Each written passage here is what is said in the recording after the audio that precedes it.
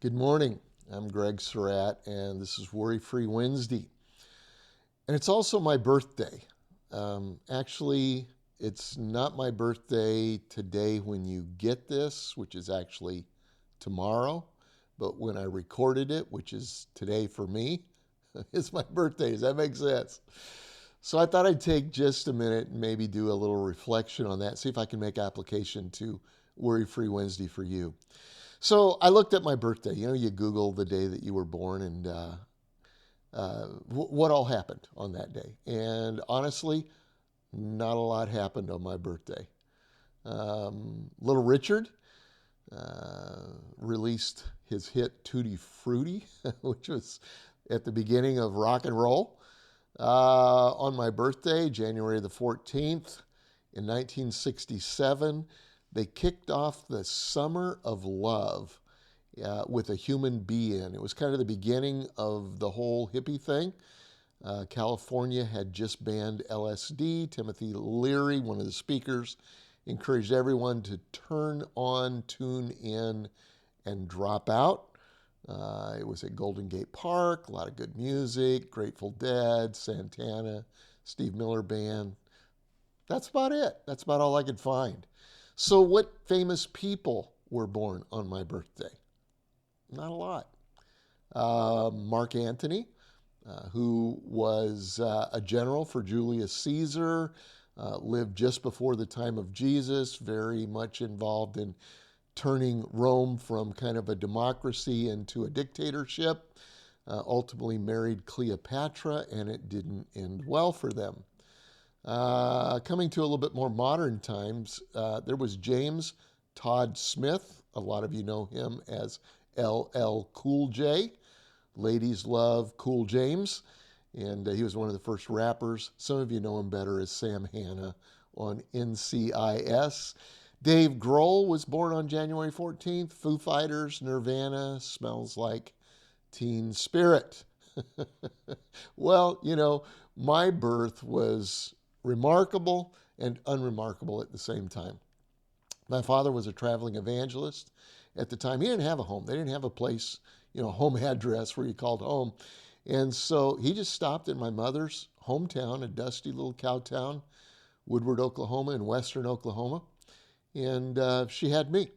I was born on a Saturday night, and we were on the road again the following Friday.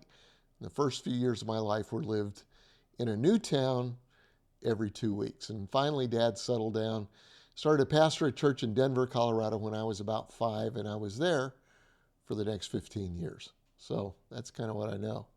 Well, Debbie came in this morning, which is yesterday for you, today for me.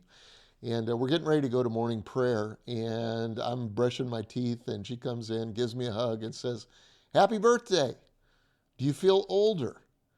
And immediately I said to her, "No, I feel about the same. I'm just trying not to let the old man in." That's a phrase I learned in the last year or two. Maybe you're familiar with Toby Keith, Clint Eastwood, the movie The Mule. Toby Keith was, Clint asked him to write a song for it.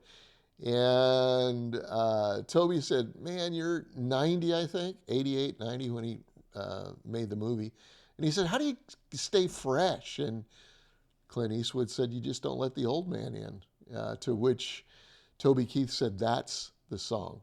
Now, if you want to cry, you Google Toby Keith, "Don't Let the Old Man In." Watch the video on YouTube of the last time he performs in front of an audience on TV. It's amazing. But anyway, the song poses a great question, and that's this: how old would you be if you didn't know the day that you were born? Think about that. How would you be? You know, it presumes a different age than the one that you're currently in, you know, and that's probably true. I thought about that for myself. Would it be my teens? Those were, you know, some difficult years, but great years. I met Debbie. You know, we became a thing, got married in our 20s. Or maybe it would be my 20s when the kids were born, and we lived in northern Illinois, and it was lean times. I was leaner. My paycheck was a lot leaner.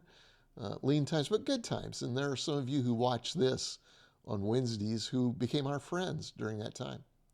Could have been my 30s when we started Seacoast Church. Man, that was some exciting times. Hard times, difficult times, but exciting times. And frankly, that's probably the age that I kind of look at or would lean to in this. Or it could have been my 40s when the church began to grow, or my 50s when grandkids became a thing. That was good. Or my 60s, where I'm at right now, when I learned to play the blues. I decided that the day I turned 60, January 14th, whatever that date was, that the one thing I wanted to learn in my 60s was to play the blues guitar, just to learn something new. And I want to learn something new all the time. But in reality, today is just another day. I don't feel much different than I did yesterday or will tomorrow. And yet, the Bible teaches us something very important. In fact, the psalmist says in Psalm 90 and verse 12, "Teach us to number our days that we may gain a heart of wisdom." See, when you know your days are limited, you make wiser choices. Would you agree with me on that? And you also make better requests. Look at the next part of the scripture. It says, "Satisfy us in the morning with your unfailing love." That is so good. If I've learned anything or am learning anything in my 60s, is to start my day out receiving God's love. In fact, I think we're going to talk about that next week. I really want to emphasize that. But he says, "Satisfy us in the morning with your unfailing love, that we may sing for joy and be glad all of our days." I want to be satisfied with God's unfailing love every morning. And you know what? I want to be glad more. I want to laugh more this year. I really do. I like to laugh. Didn't laugh enough last year. I want to laugh more. And then look at the next verse. It says, "May your deeds be shown to your servants, your splendor to their children." You know, I think about that, and I think about my grandkids, and I want them to see the splendor of God. I want them to see God work in their lives in the way that he's worked in ours. Then he goes on, and he says, "May the favor of the Lord our God rest on us. Establish the work of our hands." Yes, establish the work of our hands. As I was thinking about that scripture, I thought, you know what? I want to experience more of God's favor this year. I really do. My granddaughter asked me earlier this week, she said, "Papa, what big things are you looking for this year? What do you want to achieve? What do you want to accomplish?" And I told her, and it sounds a little spiritual, but it's actually true. I told her, I don't know if I have a big thing. Here's my big thing. I want to be more like Jesus this year. And I think as I become more like Jesus, and I have a long way to go, then I will experience more of God's favor this year. And I'm claiming that, the favor of God this year. And also, I want God to establish the work of our hands. Did you notice that?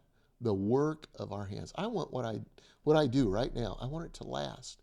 The work that I do with pastors, I want it not to just be, a fading thing or something that comes and goes. I want it to last. I want Seacoast to last.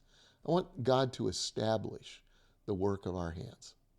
Well, in the words of the great theologian Joe Walsh, life really has been good to me so far. I could complain if I wanted to, but life has been good. Well, I'm looking forward to another great year. I really am.